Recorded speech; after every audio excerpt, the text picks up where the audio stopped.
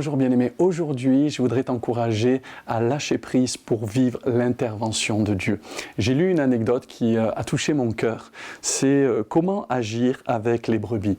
Il paraît que dans la montagne de la Haute-Écosse, les brebis s'engagent souvent dans des endroits d'où elles sont incapables de revenir. Elles ont été attirées par les herbes dont elles sont particulièrement gourmandes. Entraînées par leur appétit, elles ont sauté facilement de roche en roche. Quand elles veulent redescendre, elles ne savent plus comment faire. Elles sont subitement prises de panique.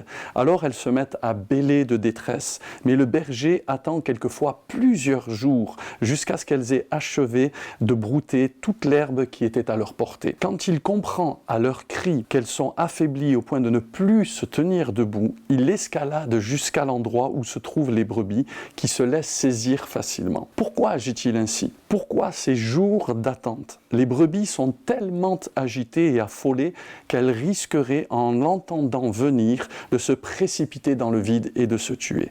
Au milieu de leurs difficultés, beaucoup de chrétiens bien-aimés se débattent et empêchent le Seigneur de se rapprocher d'eux. Il doit attendre qu'ils s'abandonnent sans force. C'est un petit peu comme quelqu'un qui est en train de se noyer. On raconte que la personne qui est en train de se noyer, les maîtres nageurs doivent attendre que la personne arrête de se débattre car elle est insaisissable et pourrait entraîner le maître nageur à sa suite dans la noyade. Parfois, le Seigneur, lorsqu'il voit que nous nous débattons, que nous faisons toutes sortes d'efforts, eh bien, il est obligé d'attendre que nous arrivons à bout de nos forces. Et c'est lorsqu'on n'en peut plus, souvent qu'on est au bout du bout, que le Seigneur intervient. J'aimerais vous encourager, bien-aimés, comme ces brebis, si vous êtes en train aussi également de vous noyer, de vous perdre dans les méandres de votre souffrance, apprenez à lâcher prise, apprenez à faire confiance au Seigneur. Le Seigneur s'occupe de vous. Et sachez ceci, c'est qu'au temps marqué, le Seigneur viendra vous aider. Ne paniquez surtout pas, ne paniquez pas, ne pensez pas que Dieu vous a abandonné. Parfois, il attend que nos forces diminuent pour que nous puissions nous laisser saisir par sa grâce. La Bible parle d'hommes souvent qui ont été saisis par la main de Dieu, saisis par la grâce de Dieu. Alors ne résiste pas, ne t'inquiète pas, ne t'effraie pas. La grâce de Dieu est là pour toi, le Seigneur est là pour toi.